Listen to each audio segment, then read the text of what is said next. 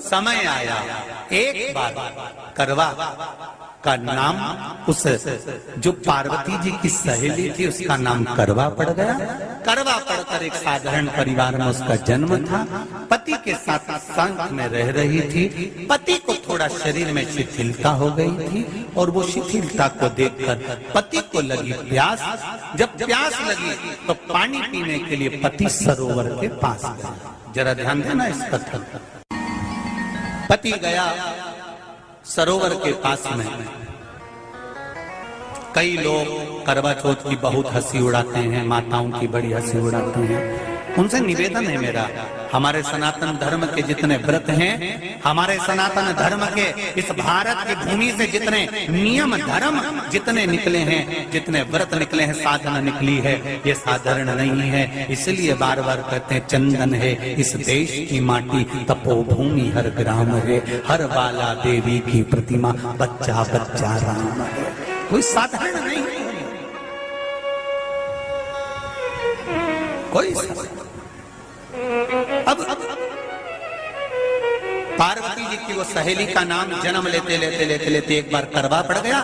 पति थोड़ा सा शिथिल था, शरीर में थोड़ा रोग हो गया था। पानी पीने के लिए सरोवर पर गया। सरोवर में जैसे पानी पीने के लिए गया, एक मगर ने उस पति का पांव पकड़ लिया। करवा पार्वती जी की सखी थी, जन्म लिया मृत्यु लोक में, नाम करवा पड़ गया।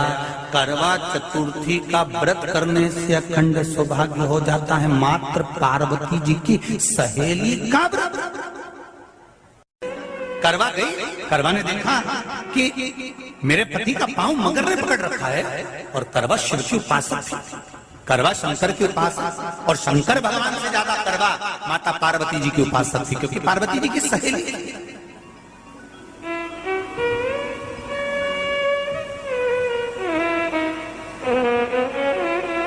पति का पांव खींचकर मगर पानी में लेकर जा रहा था।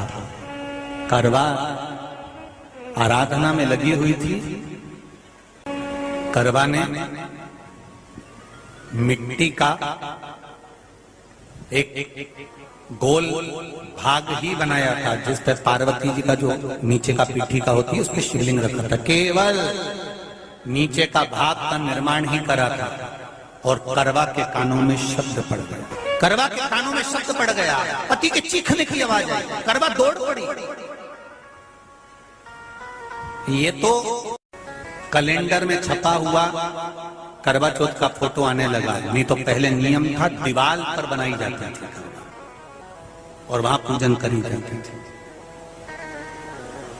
कई माताएं जानती होगी यहाँ पर आज भी, पहले दीवार पर बनती थी, पूरा परिवार की सौभाग्यवती नारियां वहां आकर पूजन करती थी एक जगह, फिर बाद में छत पर जाकर करवे का अर्घ दिया करती थी। ये नियम था।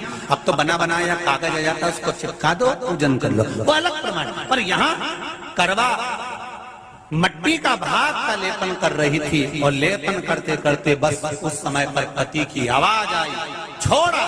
करवा भागी, और शिव आराधना में लगी हुई करवा, पार्वती की आराधना में लगी हुई करवा भाग कर गई। पति को देखा तो मगर खींच कर ले जा रहा था। करवा ने अपना चीर फाड़ कर मगर की पूंछ को पकड़ कर खींचा, और कितना सात्विकता में बल होगा जरा विचार करना, कि मगर को खींच कर वृक्ष के नीचे ले गई, और वृक्ष के नीचे नहीं जा पाई तो वहीं पर घाट के ऊपर घास लगी हुई थी। इसलिए आज भी करवा चौथ के व्रत में आपने देखा होगा कुछ सलाखें, कुछ घास आपको मिल जाती है। उससे एक घास से, मात्र एक घास, एक घास से उसने उस मगर को बांध दिया। मगर हिल नहीं पाया। यम के दूत आ गए इसके पति को मौत के ग्रास ले जाने के लिए। यम के दूत। करवा ने पूछा तुम कौन हो, कैसे आना हुआ? यमदूत कहते हैं तुम्हारे पति का आज अंतिम दिन है, अंतिम समय, अंतिम पल है, ये मरेगा। करवा कहती अगर मारना है तो इस मगर को मारो जिसने मेरे पति का पांव पकड़ रखा। प्राण छोड़ना है तो इस मगर के छोड़िए, मेरे पति के तो प्राण आप ले जा नहीं सकते। करवा हम अपने नियम को नहीं बदल सकते। तेरे पति की अंतिम सांसें हैं, वो मरेगा। मगर को अभी नहीं मरना है, मगर अभी कम से कम 9 महीना और जीवित रहेगा। इसका हमारे पास लेख है। करवा कहती है ऐसा हो नहीं सकता। यमदूत खड़े हैं, ले जाने दे नहीं रही। क्रोध आ गया करवा को, हाथ में जल उठाया। अगर एक यमदूत भी मेरे पति को उठाकर ले जाता है तो मैं शिव भक्त माता पार्वती जी की भक्त करवा आपको श्राप दे दूंगी। सब दौड़ पड़े, यमराज के पास चले गए। यमराज ने पूछा तुम दौड़ कर आए हो, क्या हुआ? यमराज पूछते हैं, दूत कहते हैं वो करवा अपने पति को नहीं लाने दे रही। यमराज वहां कर खड़ा हो जाता है। करवा को समझाया, करवा तेरे पति के प्राण जा चुके हैं, तेरा पति अब मरने वाला है, अंतिम क्षण इसको ले जाने दे, इसका आज आखिरी दिन है। मगर को ले जा पर मेरे पति को नहीं। मान नहीं पाया। यमराज जब क्रोध पर अड़ गया तब करवा को क्रोध आया और क्रोध में आकर जल लेकर करवा ने श्राप देना चाहा यमराज को। यमराज चरणों में पड़ गया, रेन दे करवा, मैं तुझे वर देता हूँ। आज चतुर्थी का दिन है, तेरे पति को मैं जीवन दान देता हूँ। आज के दिन जो तेरे नाम से व्रत धारण करेगा उसका खंड सौभाग्य स्वयं यमराज करेगा। स्वयं ये वो करवा चौथ का व्रत है। इसलिए करवा चौथ के उद्यापन में लिखा है,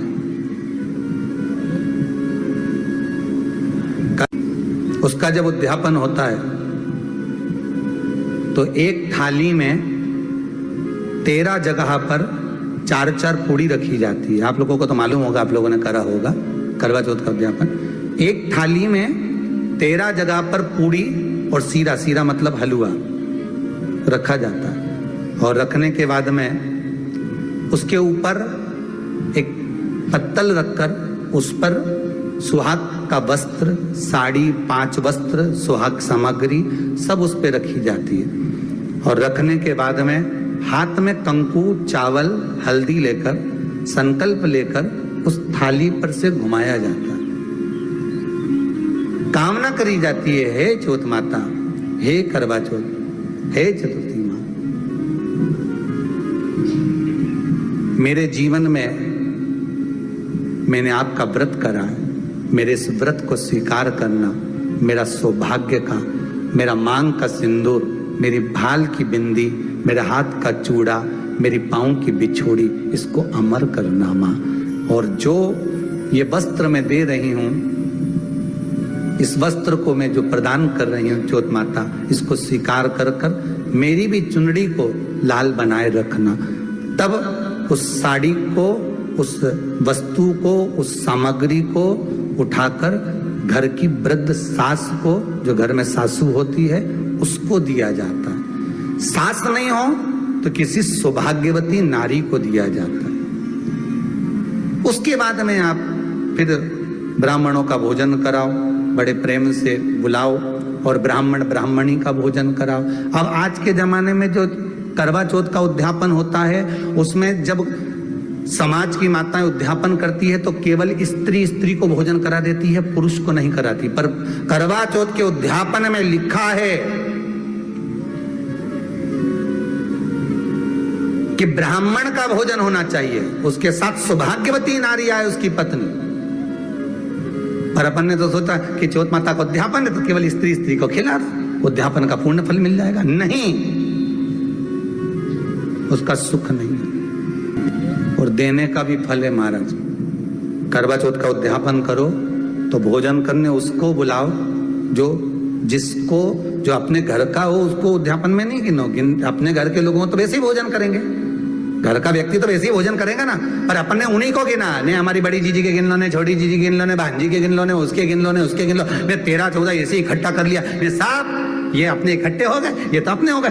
ये तो तुम उद्यापन करोगे तो घर में इनको तो जिमाना ही पड़ेगा क्योंकि तुम्हारे रिश्तेदार हैं। दूसरे को जिमा कर जब हम दान देते हैं, दान उसको लगता है जो दूसरे को दिया गया। कई लोग कहते हैं हमने बहन बेटी के दे दिया, तो बहन बेटी क्या दान लेती है? किस पुराण में लिखा है कि बहन बेटी दान लेती है? हमको वो भी बताना कि बहन बेटी दान लेती है, क्योंकि बेटी तो खुद कन्यादान में जाती है। बेटी का कन्यादान होता है, वस्तु का दान नहीं। बेटी खुद दान में दी जा रही है, कन्यादान में।